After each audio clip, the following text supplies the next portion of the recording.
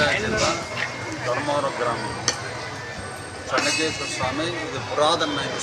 కృష్ణదేవరాయల కాలంలోనే ఈ యొక్క గుడి ప్రతిష్ఠించినాం.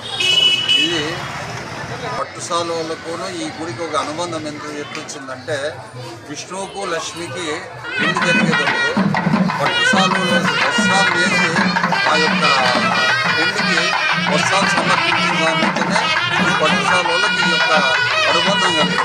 ఇప్పుడు కంటిలో చూసుకోండి, నారాయణలో చూసుకోండి, ఎక్కడైనా కూడా మొదట ఈ పట్టుసాలువలు వచ్చి ధ్వజారోహణం జరిపి కళ్యాణోత్సవం జరిపించే ఆనవాయితీ 1990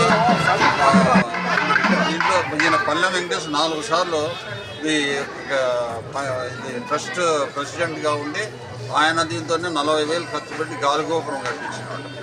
ఆయన ఇదంతా మొదటంతా ఎక్కువ కృషి చేసినాడు. ఇంకా రాను ఎవరెవరో ఎమ్మెల్యేలు వచ్చి ఎవరెవరో అంతా చేసి జరిపినారు. నేను కూడా ఒక టర్మ్లో ఇక్కడ ఉన్నాను. అప్పుడు కూడా నా శక్తి కొద్దీ ఈ యొక్క గుడికి సేవ చేసినాను. కనుక ఈ యొక్క గుడి ఇంకా ముందుకు ఎంతో జరగల్లా, ఇంకా పిల్లలంతా ముందుకు వచ్చి ఇంకా ఎంతో వైభవంగా జరపాలి. ఇప్పుడు ఉండే అతను కూడా బాగా చేస్తున్నాడు. సుబ్రహ్మణ్యం చాలా బాగా చేస్తున్నాడు. అతనికి జీవం బాగా తెలుసుకోవాలి ఇచ్చి ఇంకా అతన్ని నెక్స్ట్ టైం అతడున్నా కూడా మాకు. ఎందువల్లంటే చేసే వాళ్ళని చూసి మనం తెచ్చుకోవాలి. ఏదన్నా ఇప్పుడు ప్రతిసారి దేనికోసం చేస్తాను, ఏ ప్రోగ్రామ్ ఉత్సవాలు జరుగుతాయి? బ్రహ్మోత్సవాలన్నీ ప్రతి దేవుడు ధ్వజారోహణం.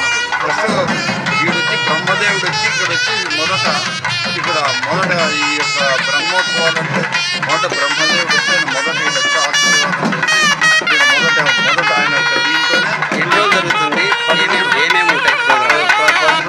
దినాము వాహనం పైన జరుగుతుంది. కళ్యాణోత్సవం జరుగుతుంది. కళ్యాణోత్సవం తర్వాత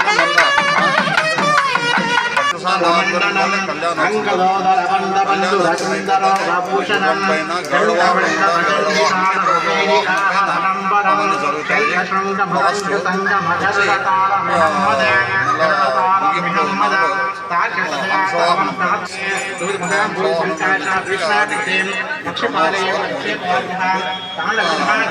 ప్రతి సంవత్సరం ఖచ్చితంగా ఇక్కడ పేరు అనేది చాలా ముఖ్యమైన రథోత్సవానికంతా ఇక్కడ ఇనాములు ఇవ్వడమే కాదు, ప్రజలు ఎంతో సంతోషంగా చేసుకుంటారు ఈ యొక్క రథోత్సవం. అన్ని పండుగల కంటే ఈ రథోత్సవం చాలా సంతోషమైంది, ఆనందదాయకమైంది. ఆ డబ్బు ఇనాములు ఇచ్చిన దాని నుంచి ఎంతో ఖర్చు పెట్టుకొని ఎంతో సుఖశాంతులతో ఉండాలని ఆ భగవంతుని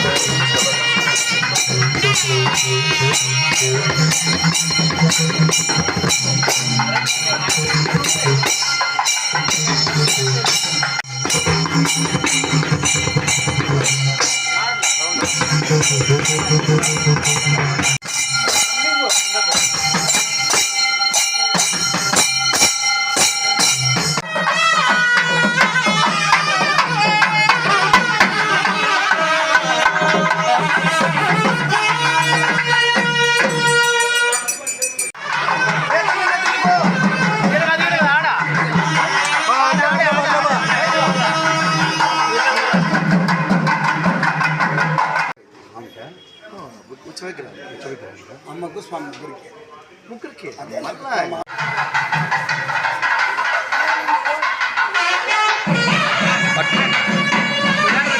భుజాల మీద కట్టుకుంటారు. భుజాల మీద చూసుకోవాలి.